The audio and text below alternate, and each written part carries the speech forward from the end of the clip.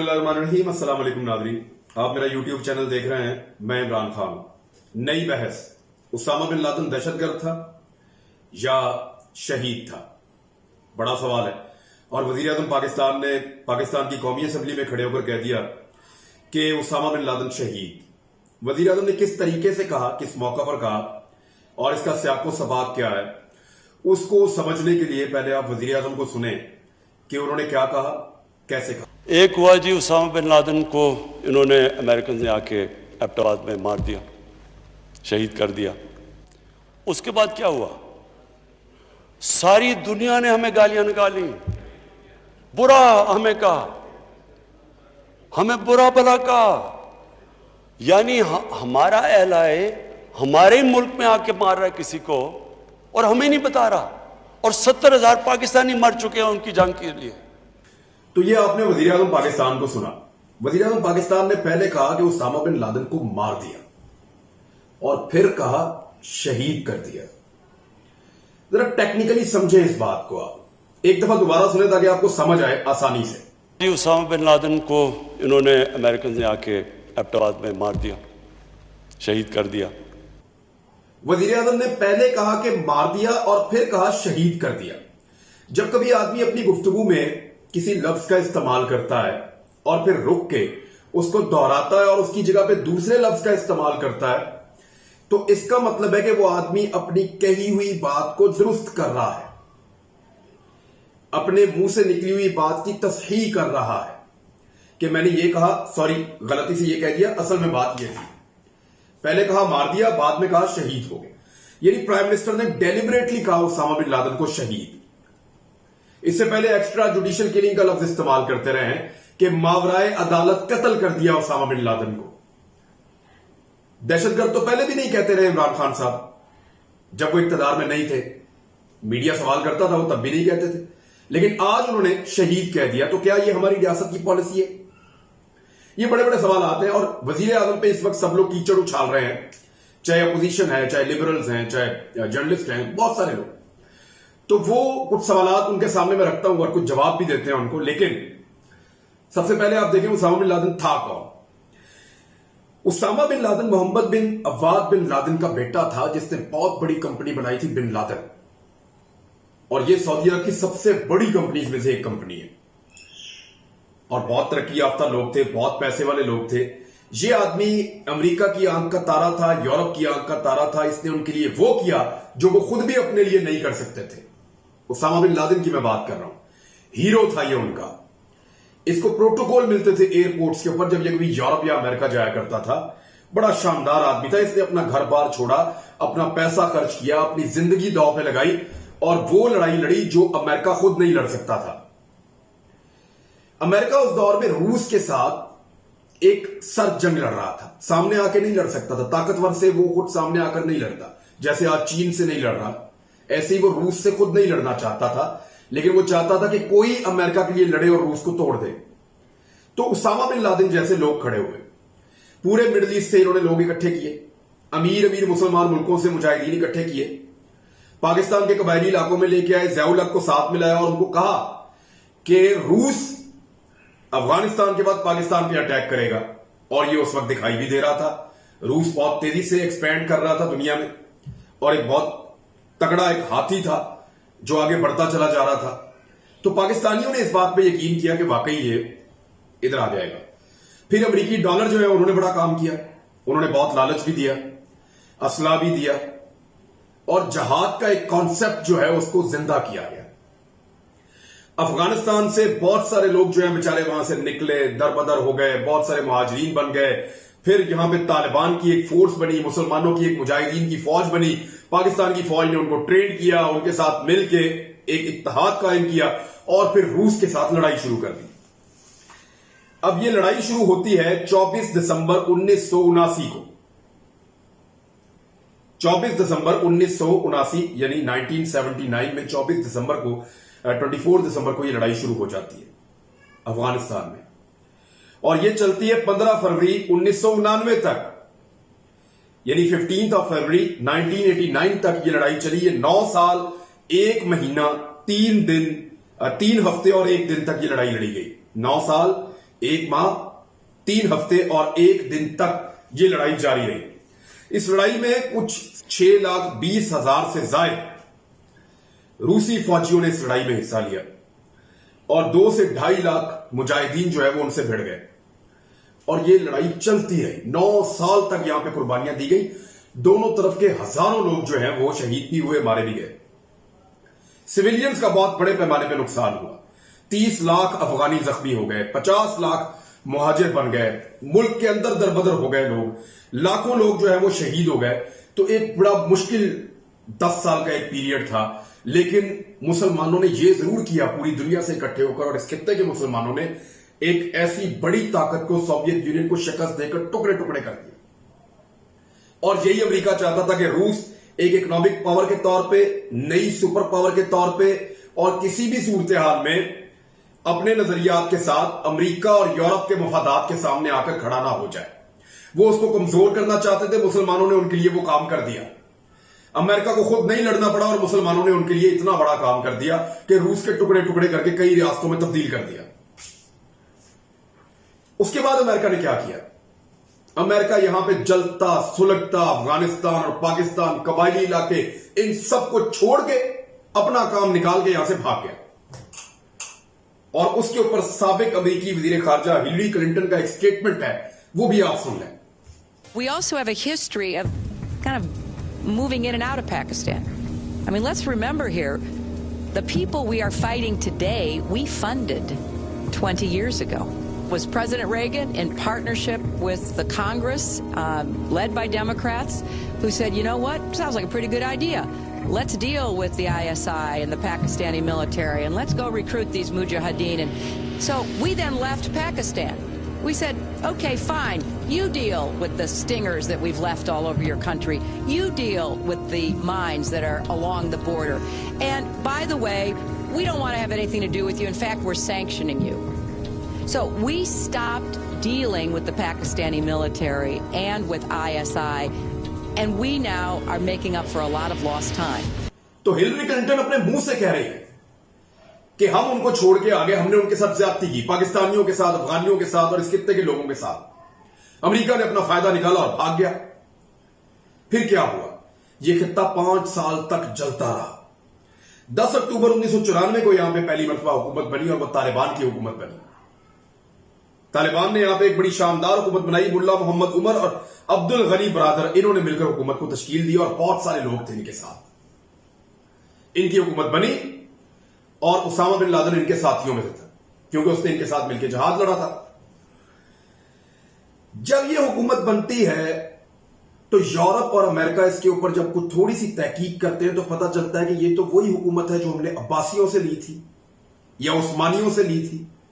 ये तो खिलाफत वाले तरीके पे चल पड़े हैं। ये तो आहिस्ता आहिस्ता अपना सरसूख बढ़ाएंगे और मुसलमान मुल्कों को साथ मिलाएंगे। ये तो मुसलमानों के उस तरीके पे चल पड़े हैं जिससे हमने बड़ी मुश्किल से चंद 100 साल पहले जान छुड़ाई है। और अगर ये ताकत पकड़ते रहे तो हमारे लिए रूस से बड़ा एक खतरा और रूस से बड़ी एक मुसीबत हमारे कैपिटलिज्म के सामने और हमारी सुपर पावर मेंटेलिटी के सामने आकर खड़ी हो जाएगी। अब ये उससे बड़ा एक मसला था कि इनको तालिबान को दबाओ, इनका तर्ज हुकूमत खत्म करो, और उसके लिए फिर 9/11 हो गया। 9/11 हो गया या करवा दिया गया, ये दो चीजें। अगर आप अमेरिका और यूरोप में बनने वाली ही डॉक्यूमेंट्रीज को देखें जो बड़ी तहकीकात करके बनी है, तो आपको पता चल जाएगा कि 9/11 किसने करवाया, कैसे करवाया और उसका मकसद क्या था। उन्होंने वहां पे चंद हजार लोग अपने मरवा दिए और उसके बदले में दुनिया की एक ना खत्म होने वाली लंबी जंग छेड़ दी। अमरीकियों ने इसका इल्जाम उसामा बिन लादेन पे लगाया। उसामा बिन लादेन को ढूंढते हुए अफगानिस्तान तक आए और पाकिस्तान पे दबाव डाला कि आप हमारे मुज़ाकरात करवाएं और हमें उसामा बिन लादेन और बाकी जो हमारे मुल्जिमान है वो हमें लेकर दें। अब पाकिस्तान क्योंकि कमजोर मुल्क था, पाकिस्तान उनके साथ खड़ा नहीं हो सकता था अमेरिकन के सामने, तो परवेज मुशर्रफ साहब ने एहतमाम करके दिया और उस दौर में अमेरिकन के मुल्ला उमर के साथ मुज़ाकरात हुए, जो उस वक्त अफगानिस्तान को हेड कर रहे थे, अमीर थे। तो मुल्ला उमर के साथ जो मुज़ाकरात हुए उसको कुछ पाकिस्तानी सहाफियों ने रिपोर्ट भी किया है, अफगान सहाफियों ने रिपोर्ट भी किया है। मुल्ला उमर ने अमेरिकन की धमकियां सुनी और सुनने के बाद यह कहा कि आप मुझे उसामा बिन लादेन के खिलाफ सबूत दे दें। अगर तो वो सबूत दुरुस्त हैं और उसामा बिन लादेन पे साबित होता है कि उसने 9/11 का अटैक किया है ट्विन टावर्स पे, तो मैं आपके हवाले आपका मुलजिम कर दूंगा। असूली बात थी, लेकिन अमेरिका ने सबूत नहीं दिए। बाद में जो सबूत दिए वो सबूत इस काबिल ही नहीं थे कि जिनके ऊपर कोई फैसला हो सकता। मुल्ला उमर ने उनसे सवाल किया अमेरिकन से कि क्या ये सबूत ऐसे हैं कि आप उसामा बिन लादेन को अमेरिका की किसी अदालत में भी सजा दे दें, किसी आलमी अदालत में सजा दे दें इन सबूतों की बुनियाद पे जिनकी आप बात कर रहे हैं? तो इसका जवाब अमेरिकन के पास नहीं था। तो मुल्ला उमर ने कहा कि मैं उसामा बिन लादेन को आपके हवाले नहीं कर सकता, क्योंकि आप उसको 9/11 का मुजरिम साबित करने में या मुलजिम साबित करने में नाकाम रहे। इसके बाद अमेरिका को क्योंकि मौका चाहिए था, मौका उनको मिल गया। उन्होंने अफगानिस्तान के ऊपर एक खौफनाक तरीन हमला कर दिया। दुनिया के मौत तक, यानी मदर ऑफ ऑल बम्स, दुनिया के बड़े बड़े बम लाकर उन्होंने अफगानिस्तान पे मारे और इतनी बम्बारमेंट की कि शायद तारीख में किसी मुल्क पे ऐसी बम्बारमेंट ना हुई। तबाही फेर के रख दी अफगानिस्तान में। मिलियंस लोग जो है वो जख्मी हुए, शहीद हुए वहां पे अफगानी, और बेशुमार लोग अफगानिस्तान को छोड़कर कबायली इलाका जात में आ गए, पाकिस्तान में आ गए, कोई इधर भाग गया, कोई उधर। अजीब अफरा तफरी का आलम अफगानिस्तान में क्रिएट करके रख दिया। लेकिन तालिबान अमेरिका के साथ लड़ते रहे। अब इस बीच में अमेरिका ने तकरीबन अफगानिस्तान को तो दबा लिया, लेकिन बराक ओबामा को इलेक्शन के लिए मकबूलियत की जरूरत पड़ गई। तो उसामा बिन लादेन जो एक दौर में अमेरिका की आंख का तारा था, वो अमेरिका ने पता करवाया कि वो तो पाकिस्तान में एबटाबाद में है, तो एक ऑपरेशन किया और उसामा बिन लादेन को शहीद कर दिया। अमेरिकी फौजी आए, पाकिस्तान को बताया भी नहीं, पाकिस्तान के अंदर घुसे, अटैक किया, उसामा बिन लादेन को शहीद किया, लाश ली और भाग गए। एक वहां पे उनका हेलीकॉप्टर गिर भी गया। पाकिस्तान के वजीर आजम थे उस दौर में यूसुफ रजा गिलानी साहब। मुझे अच्छी तरह याद है, उन्होंने फोन किया और मुबारकबाद पेश की अमेरिका को, और यह मुबारकबाद पाकिस्तान के टेलीविजन पे चलाई और सेलिब्रेशन शुरू हो गई पीपल्स पार्टी के दौरे हुकूमत में कि हम बहुत मुबारकबाद देते हैं कि अमेरिका ने उसामा बिन लादेन को पकड़ दिया और मार दिया। लेकिन थोड़ी देर के बाद उनको पता चला कि ये तो पाकिस्तान की खुद मुख्तारी के ऊपर अटैक था अमेरिका का। जब पाकिस्तान की फोर्सेस ने यह कहा कि ये अमेरिका ने हमारे साथ धोखा किया और हमारे साथ ज्यादती की है, तो फिर एहतजाज शुरू हो गया। जब प्रेशर आना शुरू हुआ पूरी दुनिया से, इवन तालिबान से, पाकिस्तान के अंदर से, पाकिस्तान के बाहर से, और पाकिस्तान का मजाक बनना शुरू हुआ और पाकिस्तान को समझ आई कि उनके साथ अमेरिका क्या गेम कर गया है, तो फिर पाकिस्तान ने एहतजाज करना शुरू कर दिया और अमेरिका के साथ हमारे हालात भी काफी खराब है। अब आज उसामा बिन लादेन की हलाकत या शहादत के बाद कई साल गुजर गए हैं। इस बीच में वजीर आजम यूसुफ रजा गिलानी के बाद राजा परवेज अशरफ आए, मियां नवाज शरीफ आए, शाहिद खाकान अब्बासी आए और अब इमरान खान साहब आए, और उन्होंने पार्लियामेंट के फ्लोर पे खड़े होकर डिक्लेयर कर दिया उसामा बिन लादेन को शहीद। सही किया या गलत किया? मैं कुछ चीजें आपके सामने रखता हूं, आप खुद ही फैसला कर लें। अगर यही उसामा बिन लादेन रूस की गोली से मारे जाते तो क्या अमेरिका उनको शहीद कहता उस दौर में? बिल्कुल शहीद कहता। लेकिन क्योंकि अमेरिकी गोली से मारे गए हैं, इसलिए आप शहीद नहीं कह सकते। और दहशतगर्दी की डेफिनेशन क्या है कि जो दहशत फैलाए, लोगों को मारे। तो क्या अमेरिका से ज्यादा किसी ने लोगों को मारा? अमेरिका से ज्यादा कत्लो गारतगिरी तो किसी ने नहीं की और ना करवाई है। इराक में क्या किया, अफगानिस्तान में क्या किया, लीबिया में क्या किया, मिडिल ईस्ट में क्या किया, रवांडा में क्या किया, वियतनाम में क्या किया, हिरोशिमा नागासाकी में क्या किया? क्या अमेरिका को कोई दहशतगर्द कह सकता है किसी अमेरिकी सदर को? सबसे ज्यादा बंदे तो उन्होंने मारे, सबसे ज्यादा दहशत तो उन्होंने फैलाई है, और धमकी भी वो बड़ी तगड़ी लगाते हैं। साफ कहते हैं कि तोड़ा बोरा बना देंगे, साफ कहते हैं कि पत्थर की दुनिया में धकेल देंगे, पत्थर के जमाने में धकेल देंगे, साफ कहते हैं। इजरायली जो जुल्म कर रहे हैं फलस्तीनियों के साथ, वो पूरी दुनिया देखती है, लेकिन क्या कोई उन्हें दहशतगर्द कहता है? नहीं कहते। ये जो खूनी लिबरल्स जो इस वक्त बैठ के एक उसामा बिन लादेन के ऊपर ये कह रहे हैं कि उसको दहशतगर्द कहो, उसको शहीद ना कहो, क्या उन्होंने कभी नरेंद्र मोदी को दहशतगर्द कहा? क्या उन्होंने कभी नेतन्याहू को दहशतगर्द कहा? क्या उन्होंने कभी बराक ओबामा को दहशतगर्द कहा? क्या उन्होंने कभी बुश को दहशतगर्द कहा या डोनाल्ड ट्रंप को दहशतगर्द कहा? वो कहेंगे भी नहीं, क्योंकि उनकी जड़ें वहां जाकर जुड़ी हैं, उनके मफाद उनके साथ मिले हुए हैं। हर उस आदमी को यानी अमेरिकन की डेफिनेशन चलेगी या इस्लाम की डेफिनेशन चलेगी? अमेरिकन कहेंगे दहशतगर्द है तो सारे पाकिस्तानी और सारे मुसलमान कहेंगे दहशतगर्द है। अमेरिकन कहेंगे शहीद है तो सारे कहेंगे जी शहीद है, इसका मजार बना दो। ऐसा तो नहीं है। हमारी डेफिनेशन तो 1400 साल पहले नबी अकरम सल्लल्लाहु अलैहि वसल्लम दे गए। और तालिबान की सारी लड़ाई अपने खित्ते पे आने वाली गैर मुस्लिम फौजों से जान छुड़ाने के लिए थी। चाहे पहले रशियंस आ गए, बाद में अमेरिकन आ गए। वो रशियन से भी अपना खित्ता, अपना इलाका, अपने लोगों को बचाने के लिए लड़े, अपने मुल्क को बचाने के लिए लड़े, और अमेरिकन से भी अपना खित्ता, अपने लोग, अपना इलाका और अपना मुल्क बचाने के लिए लड़े। उन्होंने दोनों के साथ एक जैसी लड़ाई लड़ी है। तो यह कैसे हो सकता है कि एक की गोली से मरे तो शहीद और दूसरे की गोली से मरे तो वो दहशतगर्द? ये नहीं हो सकता। शहीद की डेफिनेशन वो नहीं होगी जो यूरोप या अमेरिका में बताएगा। शहीद की डेफिनेशन वो होगी जो होगी। उसामा बिन लादेन के ऊपर अमेरिका आज तक अपना केस साबित नहीं कर सका, ना मुल्ला उमर के सामने साबित कर सका और ना बाद में कर सका। और अगर कर सकता होता तो जिंदा पकड़ के लेके जा रहा था, जिंदा ले जाता, यहां से ले जाता, ले जाके आलमी अदालत में या दुनिया की किसी भी अदालत में मुकदमे चलाता, चला के साबित करता कि ये आदमी है। वो तो वो कर नहीं सका। और उसामा बिन लादेन को जिंदा पकड़ने के लिए जो सबसे बड़ा प्रॉब्लम अमेरिका को आता वो ये आता कि सऊदी अरब के अंदर से बहुत बड़ी आवाजें उठती कि जाओ जाके इसका मुकदमा लड़ो, और फिर वो मुकदमा लड़ना पड़ता। और अमेरिका वो मुकदमा कैसे जीतता? जब शवाहिद ही नहीं है आपके पास, जब सबूत ही नहीं है, वहां आपको ट्रायल का हक देना पड़ता, मुलजिम को मौका मिलता बात करने का।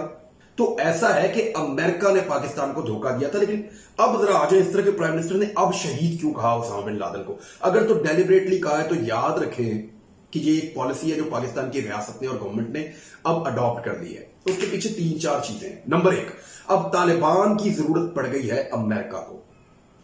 अमेरिका उनकी तारीफें कर रहा है, माइक पोम्पियो उनकी तारीफें कर रहा है, डोनाल्ड ट्रंप कह रहा है, इवन ज़िल्मे खलीलजाद उनकी तारीफें कर रहा है कि जबरदस्त लोग हैं तालिबान।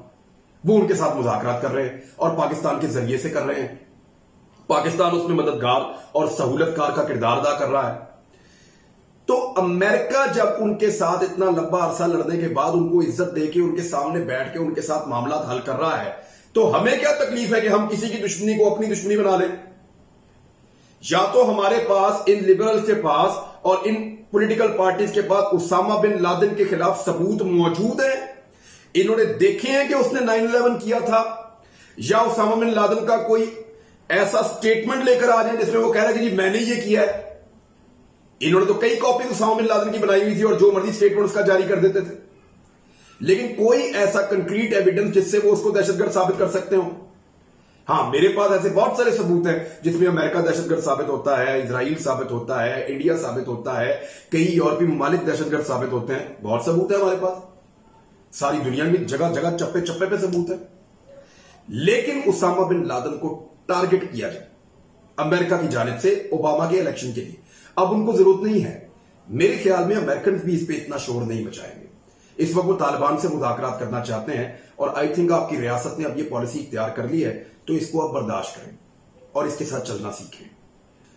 तो जो काम अमेरिका ने तालिबान से लिया था वही काम अब अमेरिका लेना चाहता है इंडिया से, कि वो अपने हिंदुओं को इकट्ठा करे, कट्टर किस्म के हिंदुओं को जो सख्त नौयत के हिंदू हैं, और चीन के ऊपर धावा बोल दे और चीन का वही हाल कर दे जो पाकिस्तान ने और यहां के मुसलमानों ने और मुजाहिदीन ने मिलकर रूस का किया था। लेकिन वहां अमेरिका को बहुत मायूसी हो रही है। ये मुसलमान थे, ये किसी और जज्बे के साथ लड़े थे और अमेरिका को लगता था कि इनका स्विच ऑफ करेंगे तो ये सारे चुप करके बैठ जाएंगे। ऐसा नहीं हुआ। 5 साल के बाद वहां पे एक रियासत बनी, तालिबान ने वहां पे हुकूमत तश्कील दी और फिर उसके चंद साल के बाद अमेरिका को 9/11 करके उसको खत्म करना पड़ा, उनके खिलाफ अटैक करना पड़ा और आज 20 साल के बाद वो मजबूर है उनके साथ मुज़ाकरात करने के लिए। तो उनकी ताकत को और उनके ईमान को आप समझिए। मेरे ख्याल में ये उलझने का वक्त नहीं है, ये अपना किबला दुरुस्त करने का वक्त है। अपना ख्याल रखिएगा। ये जो चीजें मैंने आपके साथ शेयर करनी थी कर दी। इसमें अगर कोई तस्हीह आप करवाना चाहते हैं या कुछ ऐसी चीजें जो आपके ख्याल में मिसिंग है, क्योंकि टॉपिक इतना बड़ा है कि इसमें बेशुमार चीजें ऐसी होंगी जो मैं छोड़ गया हूं, तो आप हमें कमेंट कर सकते हैं। बहुत शुक्रिया। अपना ख्याल रखिएगा। हमारे चैनल को लाइक करें, सब्सक्राइब करें दोस्तों के साथ भी इसको शेयर करें ताकि मेरी टीम की मजीद हौसला अफजाई। अल्लाह हाफिज।